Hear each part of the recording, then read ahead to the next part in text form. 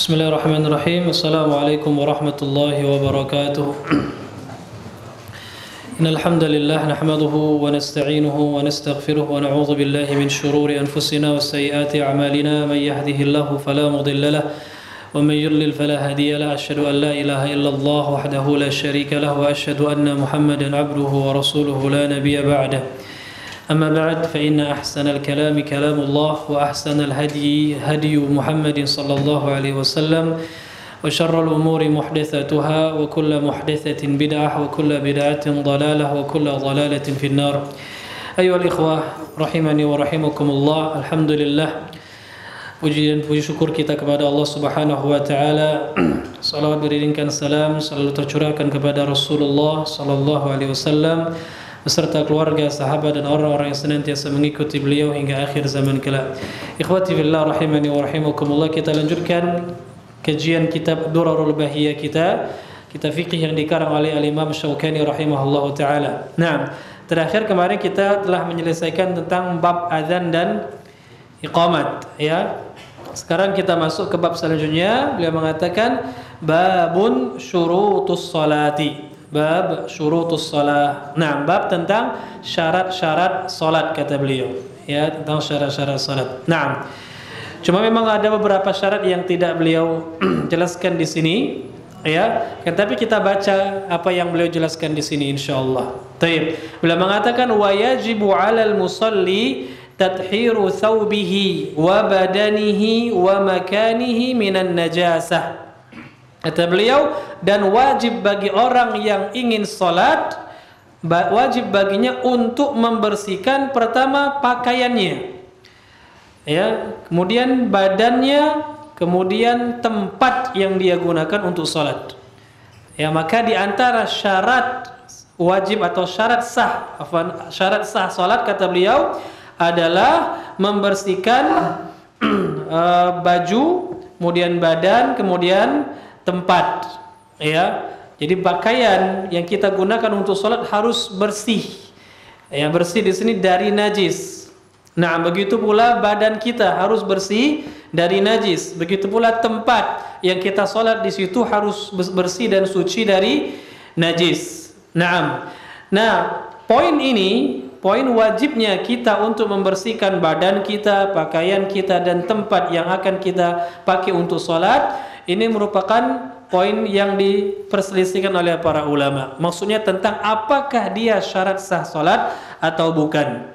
Ya, apakah dia syarat sah salat atau bukan. Tadi kalau kita lihat bab tentang syarat sah salat, seakan-akan Al-Imam Nawawi rahimahullahu taala berpendapat bahwasanya mensucikan diri, ya, badan, pakaian, tempat dari najis, seakan-akan beliau mengatakan ini syarat sah salat. Artinya kalau antum salat kemudian di pakaian antum ada najis, salat antum sah atau tidak?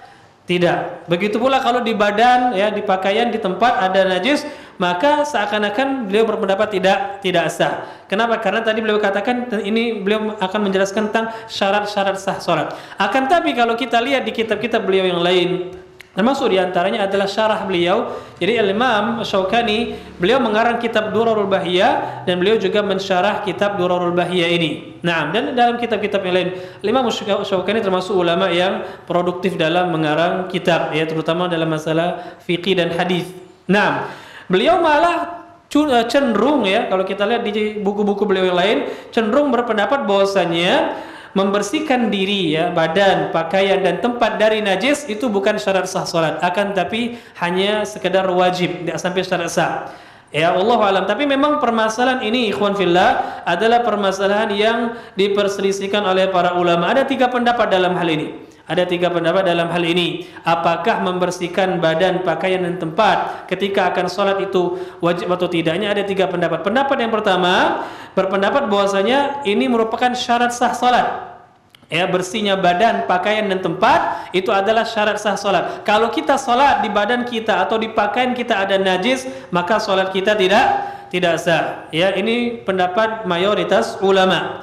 Sebagian ulama yang lain, pendapat kedua, berpendapat bahwasanya hal ini hanya wajib, tidak sampai syarat sah. Ya, ini pendapat wajib saja, tidak sampai syarat sah. Dan ini pendapat yang dipilih oleh Al-Imam Syaukani. Ini pendapat yang dipilih oleh Al-Imam Asy-Syaukani rahimahullahu taala. Beliau berpendapat hukumnya wajib, bukan syarat sah.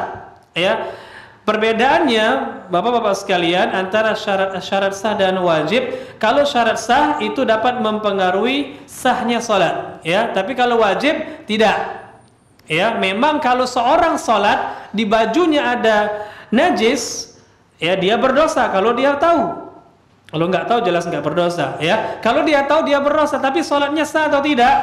Sah bagi yang berpendapat wajib, tapi dia berdosa. Kalau yang berpendapat syarat sah, maka kalau di pakaiannya ada najis, sedangkan dia tahu sholatnya nggak sah. Ini perbedaan antara yang berpendapat syarat sah dengan yang berpendapat wajib. Pendapat ketiga, sebagian ulama menilai bahwasanya suci dari najis, ya, dalam badan, pakaian dan tempat itu tidak sampai wajib, tidak juga bukan juga syarat sah, akan tapi hanya sekedar sunnah. Dan ini pendapat yang dinukilkan dari Ibnu Mas'udin radhiyallahu taala anhu wallahu alam dan sebagian ulama tabi'in dan yang lainnya. Allahu alam. Dari ketiga pendapat ini ada yang mengatakan syarat sah, ada yang mengatakan wajib, ada yang mengatakan sunnah. Pendapat yang lebih menenangkan hati adalah pendapat kedua, bahwasanya suci, ya, mensucikan badan, pakaian dan tempat dari najis ketika ingin sholat itu hukumnya wajib, tidak sampai derajat syarat sah, bukan pula dikatakan sunnah. Jadi dia pertengahan wajib. Ya, apa dalil wajibnya? Banyak, ya, dibawakan oleh para ulama. Yang pertama, mensucikan pakaian dulu. Ya, mensucikan pakaian. Dalilnya adalah yang pertama firman Allah dalam surat Al-Muddatsir. Allah berfirman, "Wa thiyabaka fatahhir." Dan sucikanlah, bersihkanlah pakaianmu, kata Allah Subhanahu wa taala. Para ulama ada dua tafsiran dalam menafsirkan ayat ini. Di antara tafsirannya adalah yang pertama tadi yang sudah kita jelaskan, maknanya membersihkan pakaian, ya, pakaian zahir kita. Nah, dan ada tafsiran yang kedua, silakan baca kitab tafsir.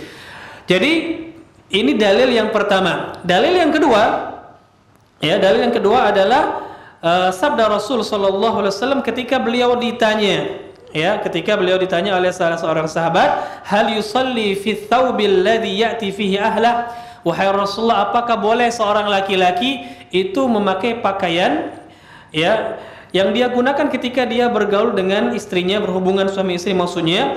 Rasul mengatakan, na'am illa an yara fihi syai'an fa yaghsiluh.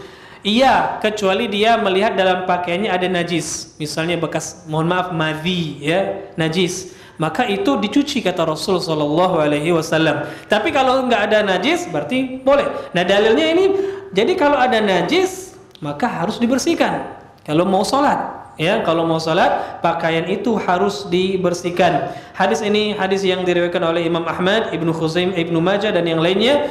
Dan kata Imam Syaukani sanadnya atau para perawinya itu perawi yang thiqat. Naam. Dan dalil-dalil yang lain, ya, di antaranya sabda Rasulullah tentang darah haid. Ya, tentang darah haid, bagaimana salah seorang sahabiyat pernah bertanya kepada Rasulullah, kalau seandainya pakaian seorang wanita terkena darah haid, maka Rasulullah memerintahkan wanita tersebut untuk mencuci pakaiannya, ya, dibilah, digesik-gesik, ya, dikucuk-kucuk, dibersih sampai bersih. Nah, ini beberapa dalil tentang wajibnya kita untuk membersihkan pakaian kita kalau mau sholat. Adapun membersihkan badan kita dari najis ketika mau sholat, itu dalilnya juga banyak. Diantaranya adalah tadi dikiaskan dengan pakaian. Kalau pakaian saja itu wajib dibersihkan, apalagi badan, yang jelas itu bagian dari kita. Pakaian bukan bagian dari tubuh kita, suatu yang terlepas, ya. Tapi badan kita satu yang bagian dari tubuh kita, maka jelas itu lebih wajib lagi untuk dibersihkan, ya. Begitu pula dalil-dalil tentang wajibnya kita istinja.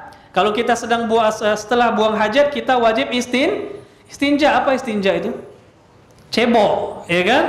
Kenapa wajib? Ya tadi, karena kalau kita mau sholat sedangkan ada najis, sholat itu akan berkurang tentunya, menjadi membuat seorang itu berdosa. Allahu a'lam. Dan beberapa dalil lainnya. Adapun tempat, wajibnya kita membersihkan tempat yang kita ingin gunakan untuk sholat adalah hadis A'rabi yang dia itu kencing dalam masjid. Rasulullah memerintahkan sahabat untuk menyiram bekas air kencingnya, ya. Ini dalil bahwasanya najis itu kencing, kemudian kencing itu najis, terbalik, ya. Bahwasanya kencing itu adalah najis. Yang kedua, bahwasanya tempat sholat itu harus bersih dari najis. Ya, masjid itu harus dibersihkan karena masjid tempat salat. Wallahu alam bissawab. Tapi kenapa kita tidak mengatakan syarat sah?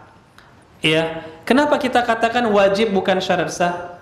Paham Pak ya, ikhwan sekalian, beda antara syarat sah dengan wajib. Kalau kita menguatkan syarat sah tadi, salat kita berarti tidak sah. Antum salat, ya, di baju antum ada misalnya bekas darah yang banyak, ya, atau kotoran atau air kencing, ya, antum tahu tapi antum salat. Kalau kita berpendapat itu syarat sah, maka salat kita tidak sah. Tapi kalau kita berpendapat wajib bukan syarat sah, antum salat, ya, di badan antum atau di pakaian antum ada najis, antum salat, salatnya sah atau tidak? Sah, tapi berdosa. Ya, kalau tahu tapi berdosa kata para ulama. Kalau nggak tahu ya jelas sepakat ulama kalau nggak tahu maka dimaafkan. Ya, wallahu a'lam bishawab. Itu bedanya. Ya, lalu kenapa kita mengatakan hanya wajib tidak sampai syarat sah? Dalilnya adalah ketika Rasulullah sallallahu alaihi wasallam sedang salat, ya, kemudian di tengah-tengah salat beliau didatangi oleh malaikat Jibril, ya, mengabarkan kepada beliau bahwasanya di sendal beliau ada kotoran, ada najis. Maka beliau langsung lepas sendal beliau. Ya, melihat kejadian tersebut para sahabat lihat Rasulullah lepas sendal. Mereka pun semua melepas sendal. Maka sendal-sendal berterbangan pada waktu itu. Ya. Kenapa? Karena saking tamasuknya para sahabat kepada Rasul. Lihat sahabat, ya, nggak pernah nanya Pak. Kalau Rasulullah melakukan sesuatu, sahabat itu langsung melakukan. Ini luar biasanya para sahabat, ya. Jadi tahu Rasulullah melakukan ini langsung, nggak nanya-nanya lagi, ya. Kalau kita kan nggak, ketika datang Rasulullah SAW itu ketika begini melakukan hal ini, kok seperti itu? Nanya dulu, ya. Rasulullah itu memelihara jenggot beliau, hukumnya apa memelihara jenggot? Nanya dulu, nggak usah nanya. Itulah perbuatan Rasulullah, lakukan, pasti itu yang terbaik, ya, pasti itu yang terbaik. Kalau kita benar-benar tahu itu perbuatan Rasulullah sallallahu alaihi wasallam. Lihat para sahabat, ya, langsung melepaskan sendal mereka. Nah, setelah selesai salat, Rasulullah nanya, "Kenapa kalian melepaskan sendal kalian?" Para sahabat mengatakan, "Kami melihat engkau lepas, kamilah ikut ya Rasulullah." Maka Rasulullah mengatakan, "Sungguhnya tadi di sendalku ada najis." Kemudian dikabarkan oleh Jibril, "Aku lepaskan sendal tersebut." Ya. Nah, dari hadis ini terdapat dalil bahwasannya, ya, membersihkan pakaian atau badan dari najis itu bukan syarat sah. Kenapa? Karena kalau syarat sah, pasti Rasulullah akan membatalkan sholatnya dan mengulang sholat dari awal. Betul atau tidak? Ya, Ustadz, kan Rasulullah nggak tahu. Betul, di awal nggak tahu, kan setelah itu tahu. Ini yang pertama, ya. Kemudian syarat sah itu, Pak, syarat sah. Kalau taruhlah kita katakan beliau nggak tahu, ya, di awal-awal sholat. Tapi yang namanya syarat sah, tahu nggak tahu, maka sholat itu menjadi batal. Antum sadar nggak sadar. Cuma bedanya kalau nggak tahu nggak berdosa, kalau tahu berdosa dan sholatnya batal. Contoh, ya, antum lupa berwudu. Antum lupa berwudu, nggak tahu bahwasannya antum itu belum berwudu, lupa. Kemudian sholat, di tengah-tengah sholat, saya kan belum wudu. Lanjut sholat atau dibatalkan sholatnya? Batal. Antum tahu nggak? Nggak tahu, lupa. Ya, kenapa dibatalkan? Karena wudu adalah syarat sah. Jadi tahu nggak tahu, lupa nggak lupa, batal sholatnya. Ya kan? Nah, tapi dalam hal ini Rasulullah nggak membatalkan sholat. Meskipun lupa betul, cuma beliau nggak berdosa. Ya, lupanya itu maksudnya menandakan ini adalah wajib, bukan syarat sah. Ini dalilnya kata para ulama bahwasanya tidak sampai syarat sah, tapi cuma sekedar wajib. Ya, cuma tadi ingat, kalau sengaja sholat dalam keadaan badan atau pakaian kita ada najisnya sengaja, maka itu berdosa. Tapi kalau tidak sengaja, tidak tahu, maka tidak berdosa. Maka di sini terdapat jawaban, ya, bagi pertanyaan, "Ustadz, gimana tadi saya sholat, Ustadz? Saya nggak tahu, Ustadz. Ternyata di celana saya ada najis. Selesai sholat, ya, ada najis, bekas kencing bayi misalnya, atau bekas kotoran dan seterusnya. Intinya najis, benda-benda najis. Ya, selesai sholat baru tahu, ya, ada najis di pakaian kita. Sholatnya diulang atau tidak? tidak usah diulang. Ya. Jadi ini jawaban bagi pertanyaan sebagian kita, mungkin ada yang belum tahu, sebagian kaum muslimin, gimana kalau dia sholat di badannya atau di pakaiannya ada najis, nggak tahu, selesai sholat baru tahu. Maka jawabannya adalah tidak perlu diulang. Alhamdulillah sholatnya sah. Dalilnya adalah hadis Rasulullah sallallahu alaihi wasallam yang kita jelaskan tadi. Wallahu a'lam. Nah, berkenaan tentang tempat, ya Pak ya, tentang tempat sholat, ini ada beberapa tempat yang kita dilarang untuk sholat. Hukum asalnya seluruh permukaan bumi ini adalah tempat untuk sholat. Makanya Rasulullah sallallahu alaihi wasallam pernah bersabda, "Wa ju'ilat liyal ardu masjidan wa tahuran." Dan dijadikan untukku bumi ini, muka bumi ini dijadikan untukku apa? Sebagai tempat sholat masjid. Seluruhnya, seluruh bumi ini, di mana saja kita berada, nggak harus di masjid. Betul, bagi orang yang mukim itu wajib dia untuk sholat jamaah di masjid. Tapi kalau orang sedang perjalanan, nggak harus dia nyari masjid. Kalau dia safar, nggak harus dia nyari masjid. Kalau memang menyulitkan diri dia, ya. Tapi kalau sedang lewat ya harus mampir. Tapi zaman dulu ya kan, safarnya itu di tengah padang pasir Pak ya, gimana mau nyari masjid kalau seandainya wajib sholat di masjid, atau mau bangun masjid dulu, nggak memungkinkan, ya kan? Maka sholat di mana saja.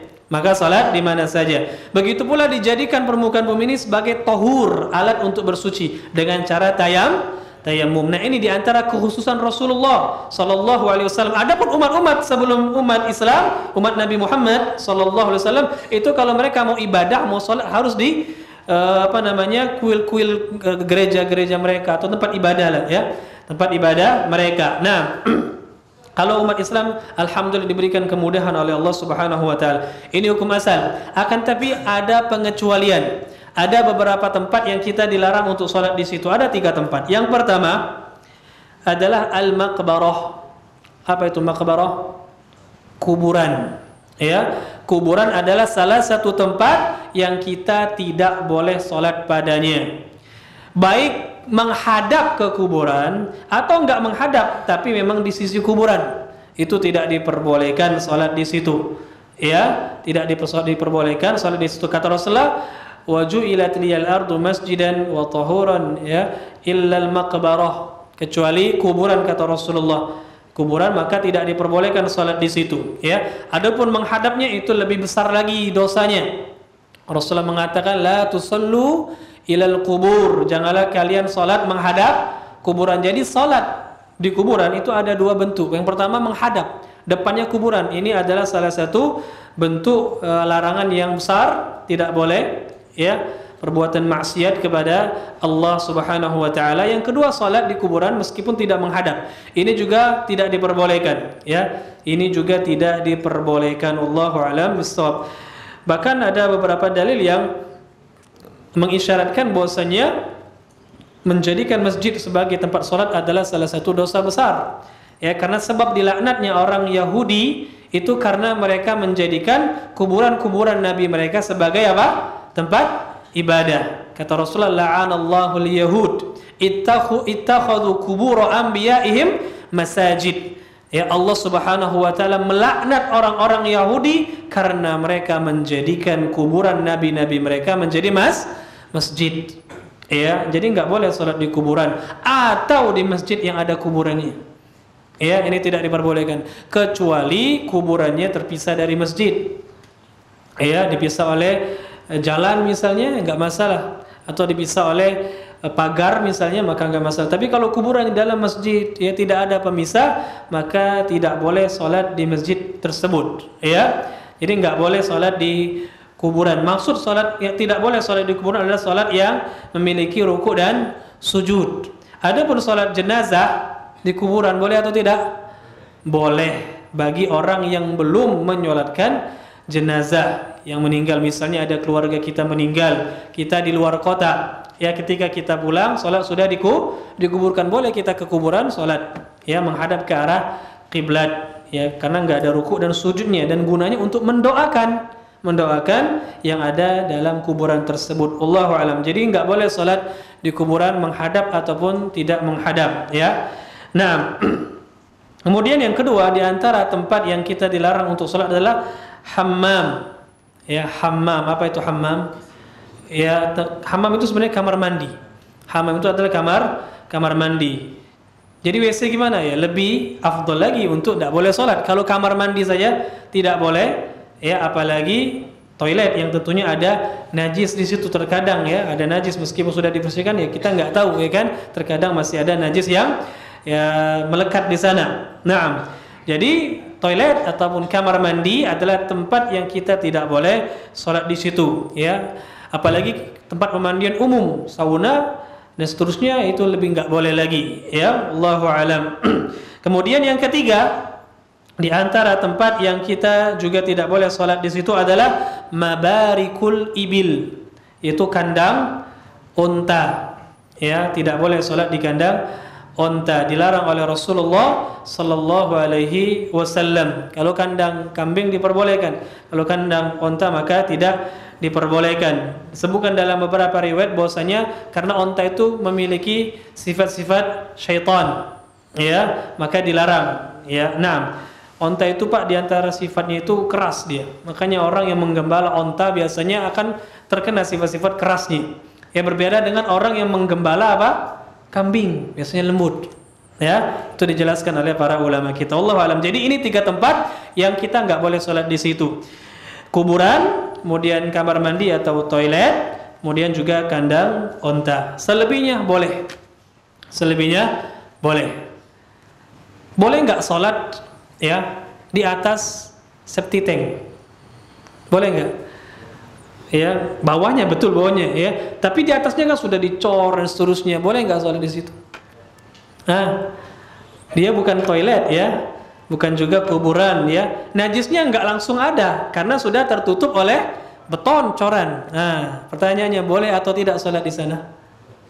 Hah? Wallahu a'lam bishawab ya. Ada perbedaan ulama dalam hal ini. Kalau anak pribadi lebih merujikan boleh ya, karena pertama tidak ada larangan ya. Yang kedua kalau dikatakan najis ya, najisnya kan di bawah. Ya kan, najisnya kan di bawah. Jadi tidak mempengaruhi. Yang dilarang itu adalah ya langsung berhubungan dengan kita, yang menyentuh badan atau yang langsung ya. Adapun dia sudah terpisah seperti itu maka tidak masalah insyaallah. Wallahu a'lam bishawab. Tapi kalau ada tempat lain jadi tempat lain be. Ya. Jangan sholat di pojok seperti itu ya. Wallahu a'lam. Kita lanjutkan. Yang berikutnya kata beliau di antara syarat sah salat. Jadi yang rajih bahwasanya suci dari najis pada pakaian, badan dan tempat itu tidak syarat sah, bukan syarat sah tapi wajib ya. Sudah kita jelaskan beda antara syarat sah dan wajib. Wallahu a'lam. Kemudian beliau mengatakan wa yasturu auratahu. Dan wajib bagi seorang yang salat untuk menutup auratnya. Ya, nutup aurat. Jadi satu yang wajib adalah menutup aurat ya. Dan para ulama sepakat bahwasanya menutup aurat itu hukumnya wajib. Secara umum mereka sepakat. Cuma ada beda di sedikit perincian ya tentang batasan aurat dan tentang bagaimana kalau ada aurat yang tersingkap. Nah, itu ada sedikit khilaf ya. Enggak perlu kita panjang-panjang bahas ini ya, karena akan menjadi panjang sekali karena kitabnya ringkas. Intinya menutup aurat itu adalah syarat sah salat ya, menutup aurat adalah syarat sah salat. Di antara dalil tentang wajibnya menutup aurat adalah yang pertama hadis Bahz bin Hakim ya, dari bapaknya dari kakeknya. Beliau mengatakan bertanya kepada Rasulullah, ya Rasulullah, auratuna ma na'ti minha wa ma nadar. Ya Rasulullah, aurat kita mana yang boleh mana yang harus ditutup ya, atau mana kepada siapa boleh dibuka aurat itu, kepada siapa harus ditutup. Maka Rasulullah mengatakan ihfaz aurataka illa min zaujik aw ma malakat yaminuk. Ya, tutuplah auratmu kata Rasulullah kecuali dari istrimu atau budakmu ya. Qultu fa idza kana al-qaum ba'dhum fi ba'd. Ya Rasulullah, gimana kalau orang sedang bersama dengan orang lain? Ya, Rasul mengatakan ini stata'ta alla yaraha ahadun fala yarayannaha. Apabila engkau mampu agar orang tidak melihat auratmu maka jangan sampai terlihat, harus ditutup ya. Qultu fa idza kana ahaduna khalian. Gimana kalau salah seorang di antara kita sedang sendirian ya Rasulullah, enggak ada orang lain? Maka Rasulullah mengatakan Allahu tabaraka wa taala ahaqqu an yustahya min. Maka Allah lebih berhak untuk kita malu darinya. Ya tetap dijaga, jangan sampai telanjang ya. Meskipun antum sendirian di kamar, ya jangan tidur telanjang. Itu makruh kata para ulama, bahkan ada yang mengatakan haram. Nah, karena Allah lebih berhak untuk kita merasa malu darinya, kecuali dalam hal-hal yang kita memang ada hajat. Kalau nggak ada hajat nggak boleh buka aurat dalam artian telanjang, aurat yang besar, ya. Kecuali ada hajat atau darurat. Di antara darurat misalnya buang hajat, kencing atau BAB, itu harus buka. Kalau nggak dibuka bahaya, ya. Harus dibuka pakaian ya, karena itu darurat. Atau ketika ada hajat misalnya sedang berhubungan suami istri, mau nggak mau dibuka. Kalau nggak dibuka nggak akan melahirkan anak, ya. Nah ini jelas. Tapi kalau nggak ada hajat di rumah sendirian telanjang tidur, ini tidak bukan adab ya, seperti itu. Wallahu a'lam bishawab. Nah, adapun mau sholat maka jelas harus ditutup auratnya. Hadis ini hadis yang sahih diriwayatkan oleh Imam Abu Dawud, Tirmidzi, Ibnu Majah, Ahmad dan yang lainnya. Dihasankan oleh Tirmidzi, disahihkan oleh Al-Hakim. Kemudian di antara dalil juga adalah sabda Rasulullah kepada Ali bin Abi Thalib, beliau mengatakan la tubriz fakhidak wa la tanzur ila fakhidhi hayyin wa la mayyit. Wahai Ali, kata Rasulullah, janganlah engkau tampakkan auratmu. Jangan pula engkau melihat aurat orang yang hidup atau yang sudah mati. Nah, ingat, jadi aurat orang yang sudah mati sama seperti aurat orang yang masih hidup. Di antara kemungkaran yang tersebar di negeri kita ini, banyak orang yang kalau sedang memandikan jenazah ngintip-ngintip, benar? Ya, ini haram hukumnya, nggak boleh. Ustaz kan sudah mati, meskipun mati, orang yang mati kemuliaannya sama seperti orang yang masih hidup, ya.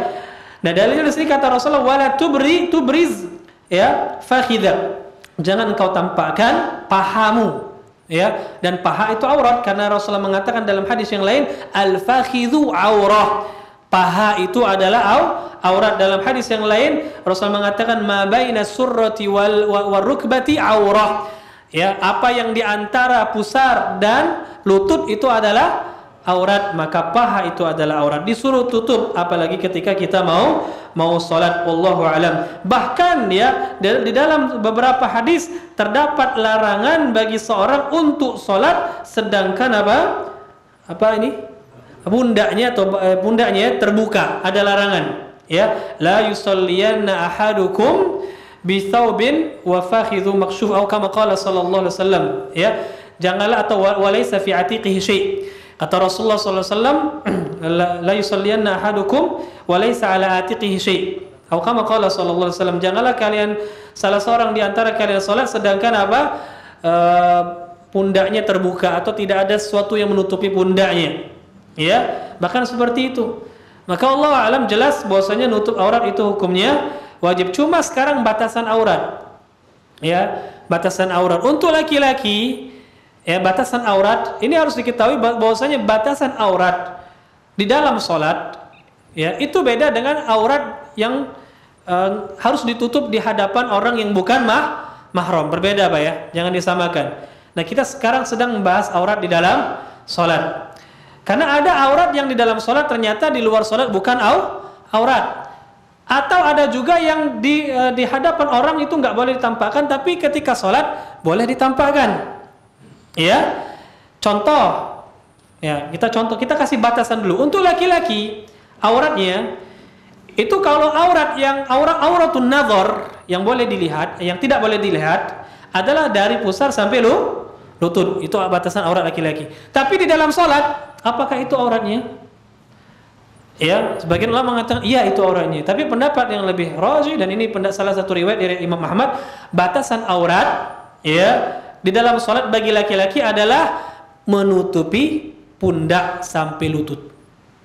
Harus ada yang tertutup. Ustaz, meskipun kalau cuma satu pundak harus ditutup. Intinya harus ada yang menutup pundaknya. Ya, berdasarkan hadis yang kita bawakan tadi.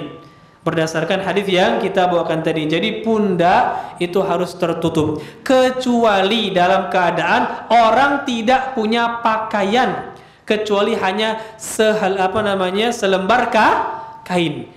Yang kalau dia tutup pundaknya maka pahanya kelihatan.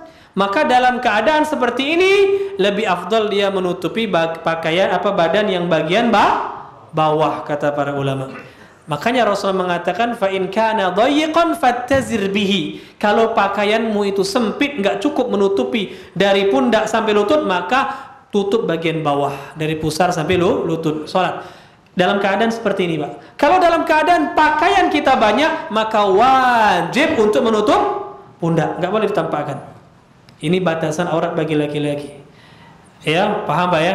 Dari pundak sampai lutut. Ya, tentunya lebih afdal lagi dipanjangkan sedikit ya. Kalau sampai lutut saja takutnya nanti terbuka ketika rukuk dan sujud ya. Dipanjangkan apa sebetis ya atau lebih panjang lagi, intinya jangan melebihi kedua mata kaki. Nah, adapun wanita maka auratnya adalah seluruh badannya kecuali wajah dan telapak tangan. Ya, telapak wajah dan telapak tangan itu ditampakkan kalau dia mau sholat. Ya, kecuali kata para ulama, bagi ulama yang berpendapat ya, yang berpendapat wajib menutup wajah dan telapak tangan, mereka pun mengatakan ketika dalam sholat wanita itu harus buka wajah dan telapak tangan, kecuali kalau dia sholat di tempat yang ada laki-laki yang bukan mahramnya, maka boleh tutup. Kalau di rumah boleh nggak wanita sholat bercadar? Nggak boleh, dibuka di rumah karena nggak ada laki-laki yang melihat dia, dibuka wajahnya, telapak tangannya dibuka. Ya, makanya kita katakan tadi berbeda antara aurat ketika ya ditutup untuk orang agar tidak melihat yang bukan mahramnya atau aurat dalam salat. Bahkan sebagian ulama seperti Imam Abu Hanifah berpendapat bahwasanya kaki wanita bukan aurat ketika dalam salat. Jadi boleh nampak kakinya. Ya, di dalam salat. Sekali lagi, kalau di hadapan laki-laki yang bukan mahram wajib ditutup, sepakat kaki itu. Tapi dalam salat Imam Abu Hanifah membolehkan menampakkan kaki. Ya, beliau berdalil dengan beberapa athar. Wallahu alam, tentunya lebih afdal adalah ditutup ya. Tapi kalaupun seorang wanita salat nampak kakinya, salatnya batal atau tidak? Wallahu alam, insyaallah tidak batal. Insyaallah tidak sampai batal. Nah, jadi ini batasan aurat dan wajib untuk menutupi aurat tersebut ketika kita mau salat. Ingat ikhwan, bahwasanya menutup aurat ini adalah batasan minimal. Adapun batasan yang maksimal, yang afdal tentunya bukan hanya sekedar kita nutup aurat, tapi ketika kita akan salat hendaklah kita berdandan, memakai pakaian yang terbaik ya. Nah, ini diantara adab salat yang kadang kita lalaikan. Betul, batasannya itu sah kalau yang penting tertutup antara pundak sampai lutut, betul Pak. Tapi bukan berarti seenak-enaknya kita setiap sholat pakai kaos oblong, ya, pakai celana seenaknya kadang-kadang ya. Nah, ini harus kita perhatikan, betul. Itu sudah nutup aurat, tapi apakah itu adab di hadapan Allah? Ya, antum ketika bertemu dengan atasan nggak berani pakai kaos, betul atau betul? Ya. Tidak berani bertemu dengan atasan. Ya, kenapa ketika bertemu dengan Allah berani pakai kaos saja? Mana adab kita? Makanya di dalam Al-Quran itu bukan disuruh nutup aurat. Yang lebih afdal dari itu apa kata Allah? Ya bani Adam khudhu zinatakum inda kulli masjid.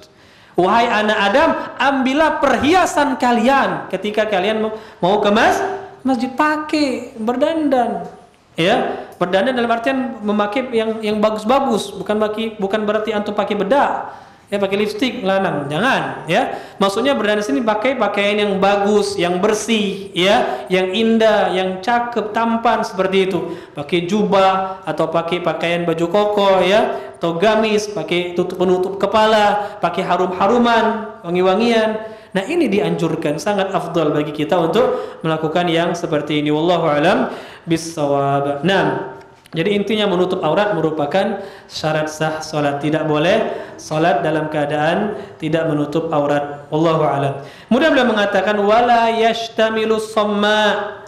Ya, beliau menyebutkan beberapa larangan, ya. Ini di sela-sela beliau menyebutkan syarat sah, ya, berkaitan dengan pakaian. Karena beliau menjelaskan tentang menutup aurat, beliau jelaskan sedikit tentang aturan ketika memakai pakaian kalau mau sholat. Yang pertama kata beliau wala yashtamilu somma, janganlah melakukan istimalus somma.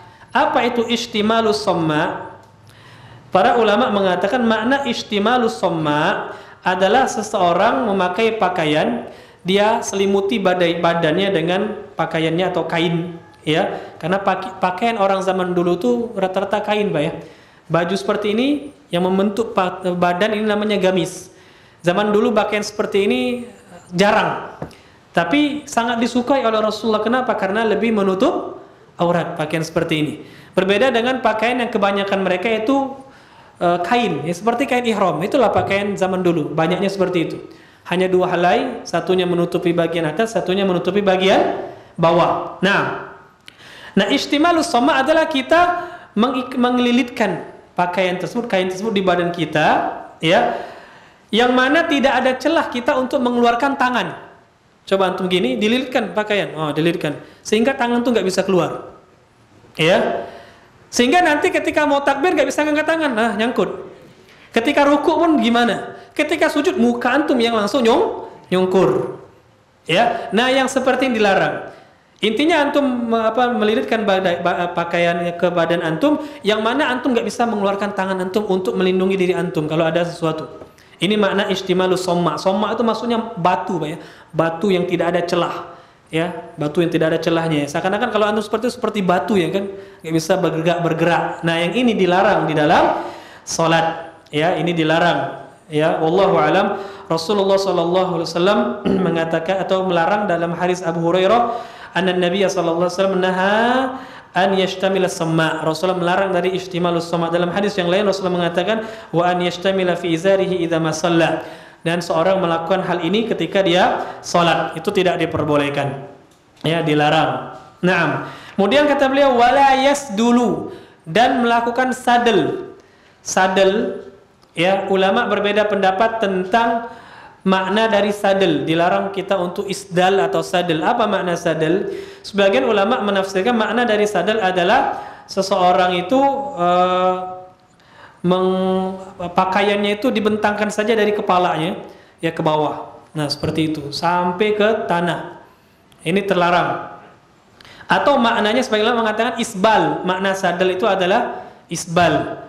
Ya, ada lagi yang mengatakan sadel itu maknanya tadi istimalu somma. Ya, Allahu alam, ya, kalau kita lihat, ya, semuanya bisa jadi.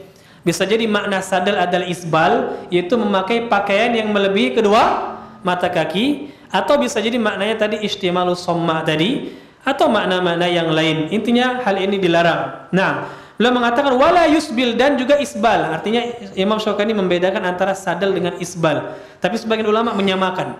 Adapun isbal sudah ma'ruf. Makna dari isbal adalah menjulurkan pakaian melebihi kedua mata kaki. Ini dilarang, ya, di dalam salat ataupun di luar salat. Tapi lebih keras larangannya ketika dalam salat, ya. Bahkan ada sebagian ulama mengatakan isbal itu salah satu sebab pembatal salat. Kalau orang salat sedangkan dia isbal, maka dia harus ngulang salatnya. Ya, ada sebagian ulama berpendapat seperti itu. Allah pendapat yang lebih rajih tidak sampai seperti itu, tapi tetap berdosa. Ya, dan isbal adalah salah satu dosa. Isbal ada 2 macam, ya, ada 2 jenis. Yang pertama dia dosa besar, yang kedua bukan dosa besar. Kapan isbal menjadi dosa besar? Ketika diiringi dengan sombong, kesombongan, maka dia menjadi dosa besar. Seperti pakaian orang-orang raja, ya, jubahnya menjulur, dia sombong, angkuh. Yang seperti ini dosa besar. Ya, yang kedua dia tidak sombong, cuma memang pakaiannya melebihi kedua mata kaki. Yang seperti ini bukan dosa besar, tapi tetap haram. Ya, tapi tetap haram. Nah, bahkan Rasulullah mengatakan ma'asfala al-ka'baini minal izar fa finnar. Pakaian yang ada di bawah kedua mata kaki, maka tempatnya di mana?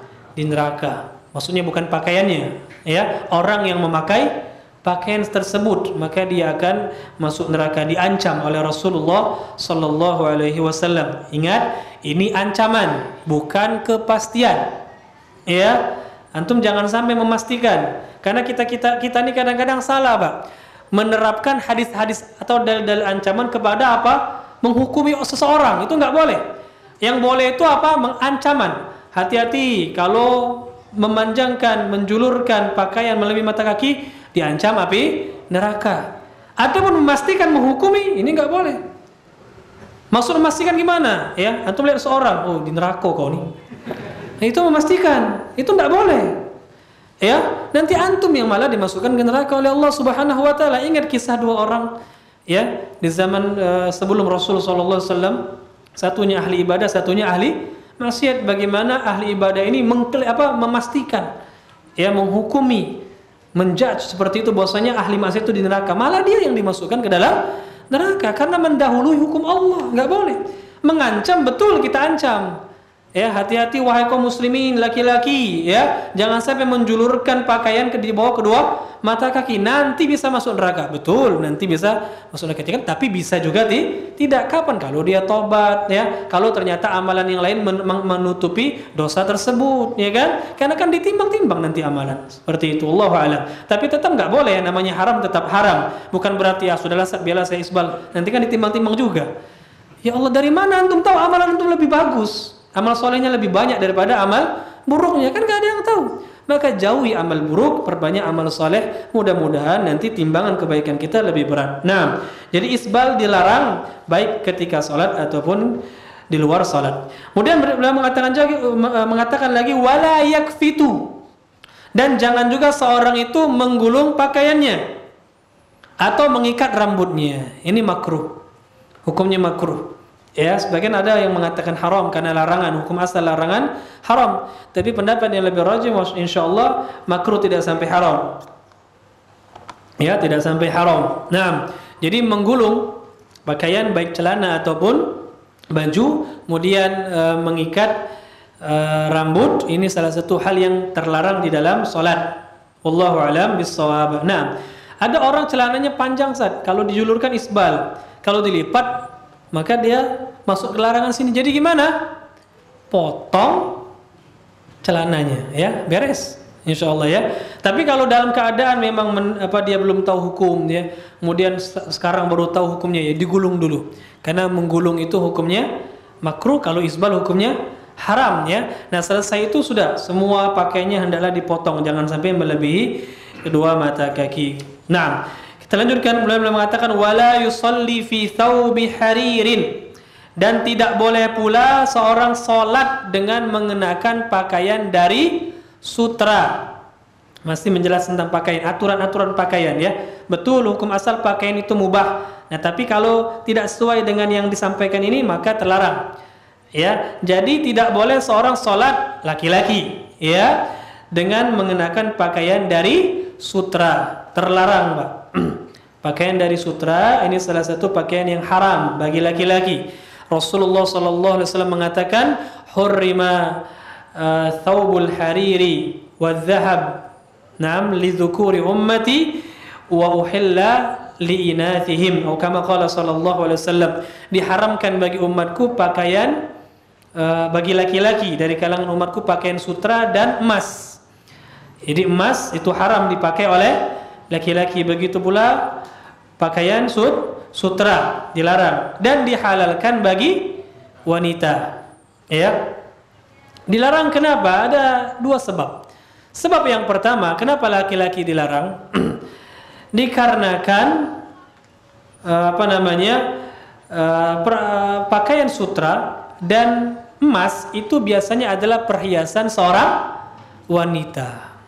Maka dilarang. Karena laki-laki itu dilarang menyerupai wanita. Ya, ini kata para ulama. Sebab yang kedua, atau bukan sebab hikmah, di antara hikmahnya kata para ulama, bahwasanya emas dan pakaian sutra itu adalah pakaian atau perhiasan penduduk surga, sedangkan kita disuruh untuk sabar di dunia ini.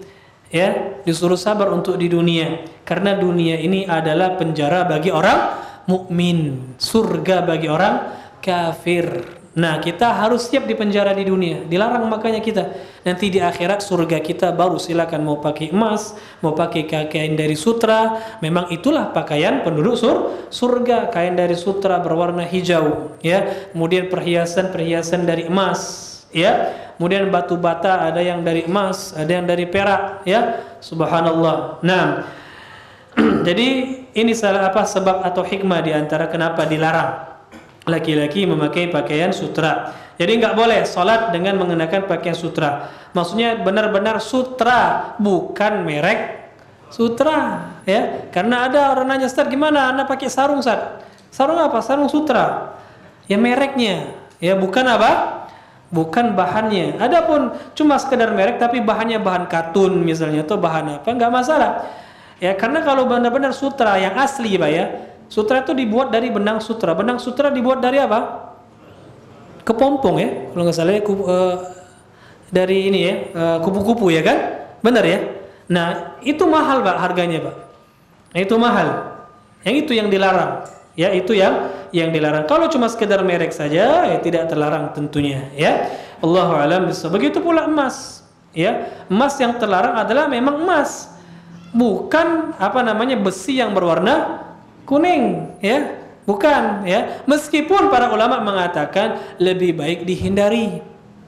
Ya, jangan pakai pakaian misalnya apa, pakai perhiasan jam tangan warna kuning. Ustaz, bukan emas, cuma warnanya baik. Ya, kata ulama lebih baik dihindari, jangan sampai buat orang lain suudzon. Dan ini yang difatwakan oleh Syekh Ibnu Baz, kata beliau kalau bisa dihindari, ya, jangan dipakai. Naam, wallahu alam.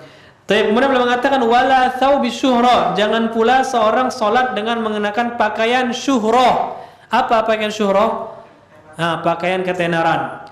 Ya, makna dari pakaian ketenaran ini kata ulama, pertama kalau dia ingin menyerupai orang-orang soleh, ya, dengan pakaian-pakaian zuhud, ya, seperti orang-orang sufi kadang-kadang, ya kan, dia pakai pakaian zuhud, akhirnya baju itu sengaja dibikin kotor, dibikin compang-camping, ya, baru beli baju sudah dikotori, ya, agak dirobek-robek dikit, ingin dikatakan zuhud, ini ingin cari tenar orang seperti ini, nggak boleh.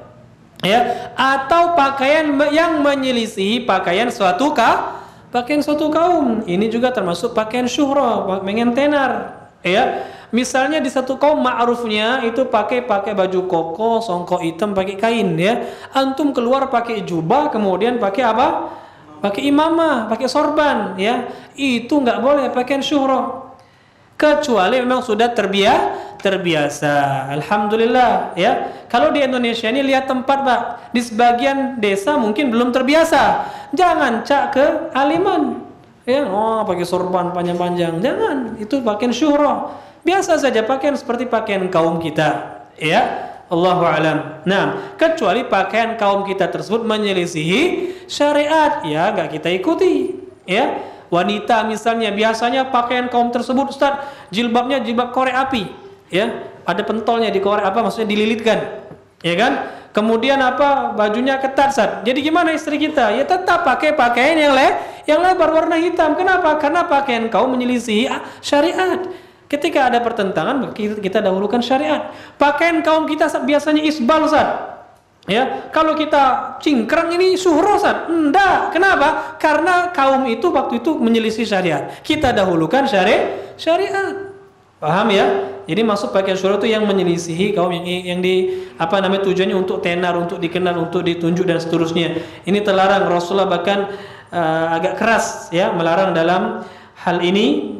Ya, beliau bahkan mengatakan man labisa thawba syuhratin fid dunya albasahullahu thawba madzalatin yaumil qiyamah. Barang siapa yang memakai pakaian syuhra di dunia, maka Allah akan mengenakan pakaian kehinaan untuk dia di akhirat kelak, ya.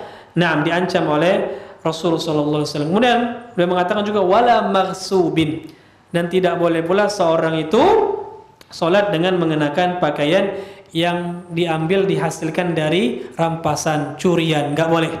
Ya, cuma memang ada khilaf para ulama kalau seorang sholat ya dengan pakaian-pakaian tadi, pakai baju sutra, ya, jelas haram, ya. Pakai pakaian syuhra, jelas haram. Pakai pakaian yang dihasilkan dari curian, jelas haram. Tapi pertanyaan berikutnya, sholatnya sah atau tidak?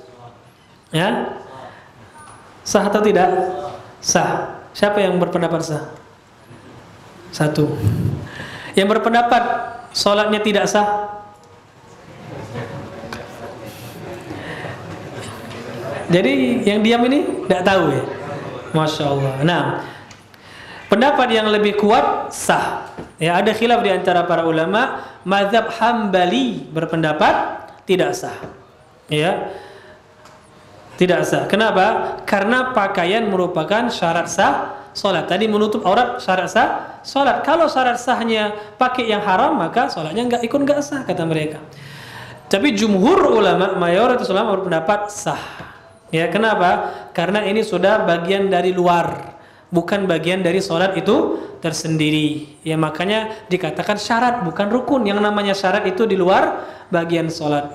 Ya, kalau rukun baru bagian dari sholat. Kalau syarat itu di luar. Ya, wallahu alam. Pendapat yang lebih kuat insya Allah pendapat jumhur, sholatnya sah tapi dia berdosa. Ya, ini sama seperti orang naik haji dengan harta haram. Ya, sholatnya atau hajinya sah atau tidak, ya khilafnya. Tapi pendapat yang lebih rajih hajinya sah tapi dia berdosa. Ya, barakallahu fikum, wallahu alam. Jadi pendapat yang lebih kuat insyaallah orang seperti ini dia berdosa. Ya, sholat pakai baju sutra, sholat pakai baju syuhra, sholat pakai baju yang dicuri, jelas baju yang dicuri ini nggak perlu dalil ya, dalilnya banyak tentang haramnya kita mencuri, merampas harta orang lain. Nah, jadi haram orang sholat dengan pakaian ini, tapi sholatnya insya Allah tetap sah. Begitu pula sholat isbal tadi, istimalu somma tadi, dan juga menggulung pakaian dan mengikat rambut tadi. Wallahu alam, sholatnya tetap sah. Cuma yang hal-hal ini dilarang. Nah, silakan azan dulu.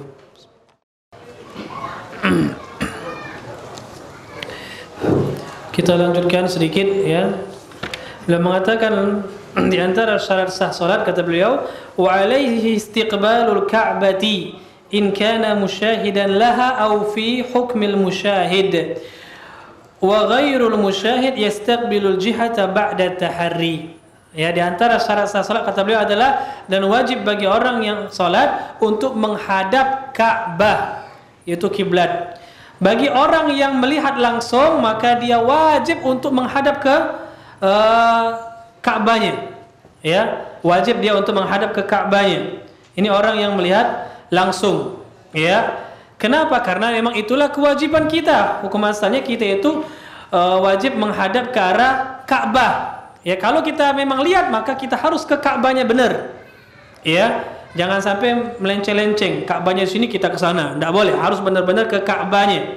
Ya, dalilnya firman Allah Subhanahu wa taala, "Fawalli wajhaka syatral Masjidil Haram." Maksudnya adalah Ka'bah. Begitu pula sabda Rasul sallallahu alaihi wasallam, "Idza qumta ila salati fa'asbighil wudu' thumma istaqbilil qiblah." Apabila engkau ingin salat, maka sempurnakan wudu dan menghadaplah ke arah kiblat. Ya, jelas wajib salat menghadap kiblat ini. Kalau kita lihat langsung menghadap ke kiblatnya. Kalau kita nggak lihat seperti kita yang tinggal di Indonesia, menghadap ke mana? Ke arahnya.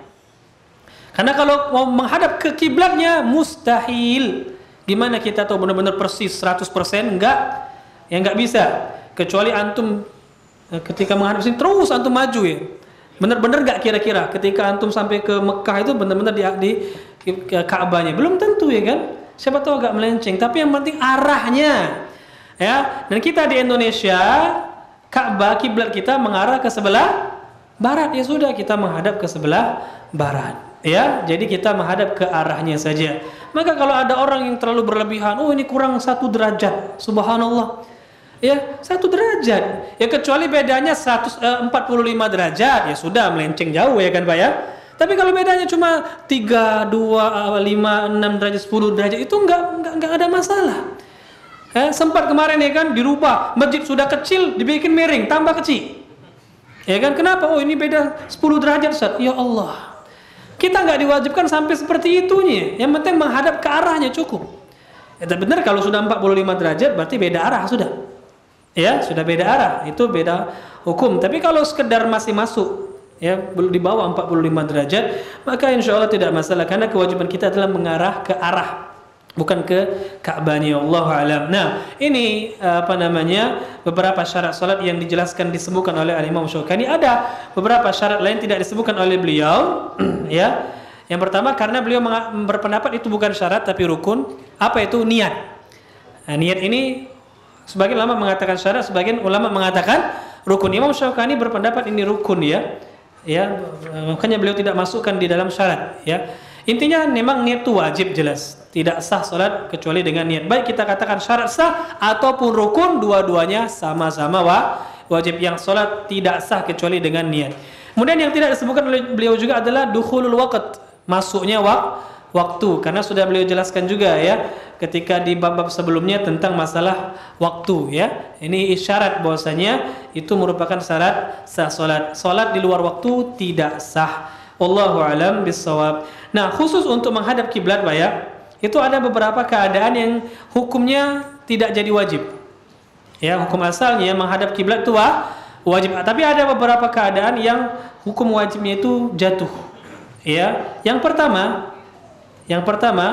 ketika kita tidak mampu menghadap kiblat. Ya, ketika kita tidak mampu menghadap kiblat, ya maka dalam keadaan seperti ini hukumnya jatuh. Ya, misalnya ada seorang yang dia sakit berbaring, tidak ada yang mengarahkannya ke arah kiblat, ya sudah salat. Ya, gimana bisanya? Atau orang yang ditawan terikat, ya nggak bisa belok-belok, ya sudah salat sebagaimana dia bisa. Nah, yang kedua ketika salat khauf, ya Allah berfirman fa in khiftum farijalan aw rukbana. Kalau kalian takut dalam keadaan perang, maka salatlah dalam keadaan berjalan atau berkendaraan. Kata para sahabat, mustaqbilil qiblah aw ghair mustaqbiliha. Ibnu Umar mengatakan baik menghadap kiblat ataupun tidak menghadap kiblat. Ini tafsiran sahabat Ibnu Umar terhadap ayat ini. Jadi ketika khauf, salat khauf itu boleh menghadap kiblat, boleh juga tidak. Kemudian yang ketiga, orang yang nggak tahu arah kiblat, kemudian dia berijtihad. Misal antum berada di tengah pasir, di tengah hutan, ya, di lautan misalnya, nggak tahu arah kiblat, maka antum ijtihad. Sepertinya di sini kompas nggak punya, ya. Kira-kira kayaknya di sini malam pula, kalau siang kan bisa lihat matahari. Ya, kayaknya di sini salat, antum ijtihad. Bismillah. Ya, ketika di pagi hari lihat, oh ternyata saya semalam salah. Ulang nggak salatnya? Nggak perlu ya. Ketika itu tidak wajib. Ketika waktu antum sudah berusaha nyari ijtihadnya. Wallahu alam. Kemudian yang keempat adalah ketika antum sedang safar, ya, ingin sholat sunnah di atas kendaraan. Ketika sedang safar ingin sholat sunnah di atas kendaraan, maka tidak wajib menghadap ke arah kiblat. Silakan menghadap ke arah mana saja. Wallahu alam bissawab. Wallahu alam. Sampai sini dulu insyaallah yang bisa kita jelaskan pada kesempatan hari ini. Barakallahu fikum. Kita lanjutkan dengan tanya jawab. Di sini ada beberapa pertanyaan. Satu pertanyaan tapi ada 4. Satu lembar kertas tapi ada 4 pertanyaan. 5 pertanyaan. Borongan ini ya. Tidak masalah, ya, faedah. Apa konsekuensi bagi orang yang meyakini bahwa Allah ada di mana-mana? Apakah ibadahnya tertolak? Konsekuensinya, ya, dia menyelisihi salaf, menyelisihi ulama salaf, para sahabat. Sedangkan menyelisihi sahabat itu diancam oleh Allah dengan neraka. Ya, menyelisihi Rasulullah dan sahabat.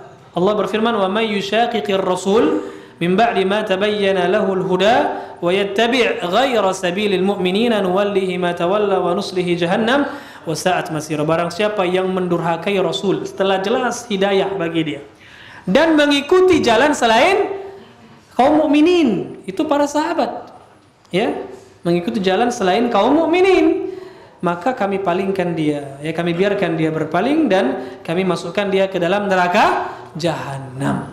Nah, diancam, ya. Hati-hati, itu konsekuensinya. Siap-siap dia menyelisihi ijma' kaum salaf. Perkara di atas apakah termasuk usul atau furusul? Ya, termasuk usul. Poin akidah apa namanya? Allah, ainallah, di mana Allah, tentang di mana Allah, itu apa namanya permasalahan usul akidah.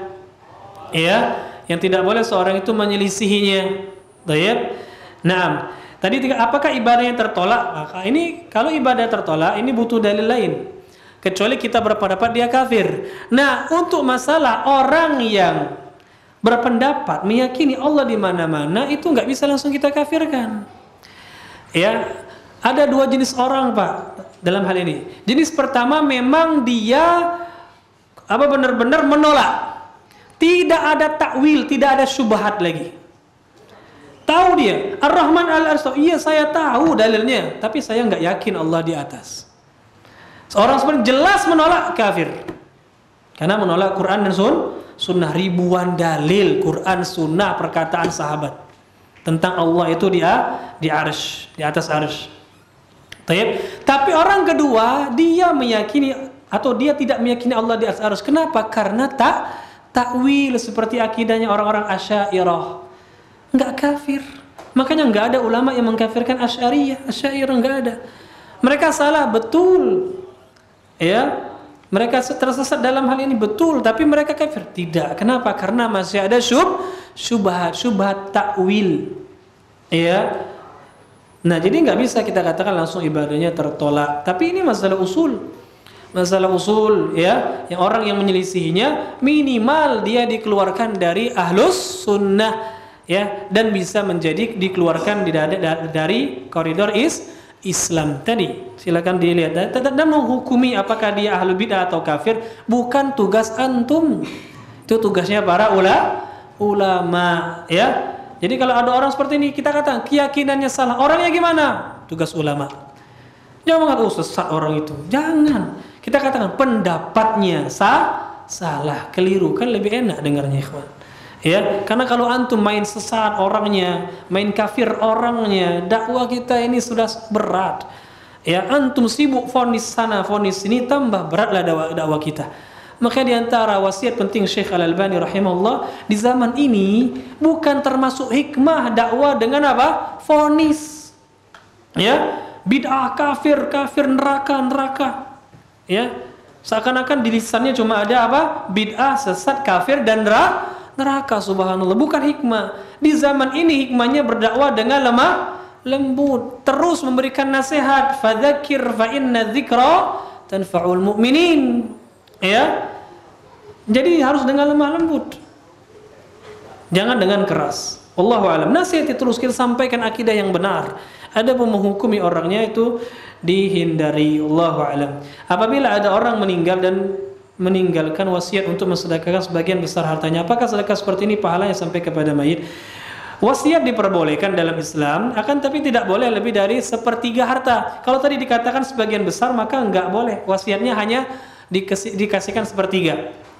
Ya, ada seorang mewasiatkan, kalau saya meninggal separuh harta saya untuk Yayasan Al-Madinah misalnya.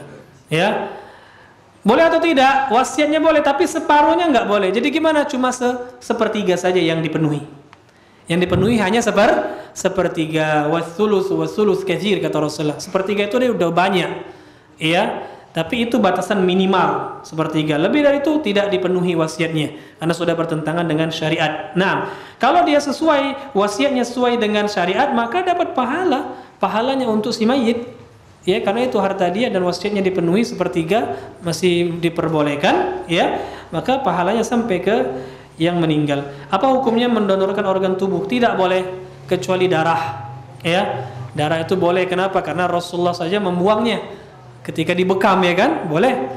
Nah, dan darah itu bisa produksi lagi. Nah, organ tubuh bisa nggak produksi lagi? Nah, antum donor ginjal antum numbuh lagi? Ya nggak bisa.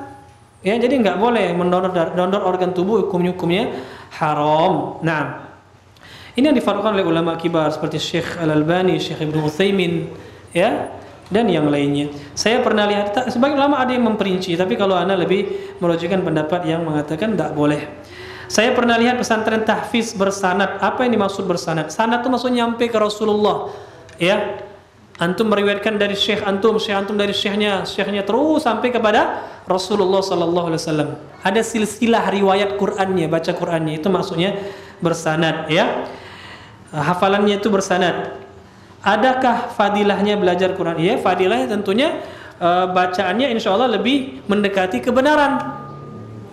Kenapa? Karena gurunya ada sanad dari gurunya, ada silsilah. Insya Allah lebih mendekati kepada kebenaran. Tapi apakah wajib? Tidak wajib.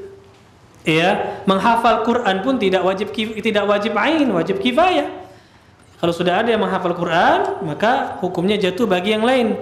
Tapi tetap, ya, sangat dianjurkan bagi kita untuk menghafal Al-Quran, apalagi kalau bisa dengan bersanad, maka itu lebih afdal lagi. Wallahu a'lam bishawab. Masih ada pertanyaan? Silakan.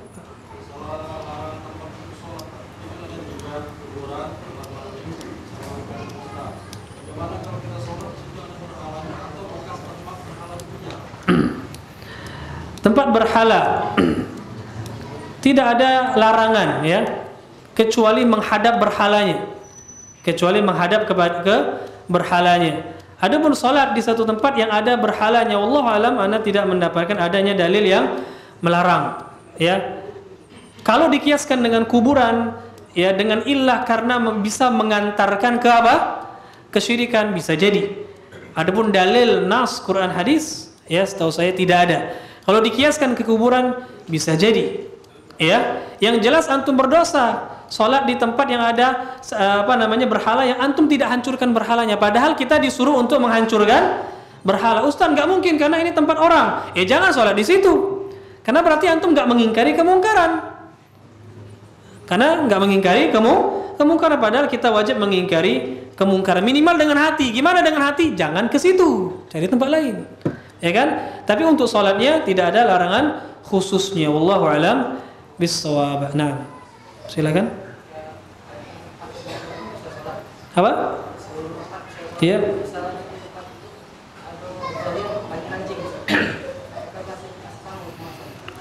Ya kalau kita zahirnya banyak anjing, itu zahirnya akan terkena najis tempat tersebut. Ya kan, karena anjing itu kan jilat-jilat, ya kan? Nah, itu zahirnya akan ada najis, maka kita hindari. Zahirnya banyak anjing dan zahirnya anjing ini kan senang jilat, Pak ya. Lidahnya aja sering keluar. Ya bisa jadi liurnya jatuh di mana-mana, maka ya kita hindari. Ya, kita nggak tahu di mana tempat yang jelas ada najisnya karena ada anjingnya, maka kita hindari. Ya, tapi larangan tadi karena ada najis dan kita kan wajib sholat di tempat yang suci tadi. Larangannya seperti itu ya, masuk ke dalam wajibnya kita sholat di tempat yang suci, tidak ada najisnya. Wallahu a'lam bishawab. Nah,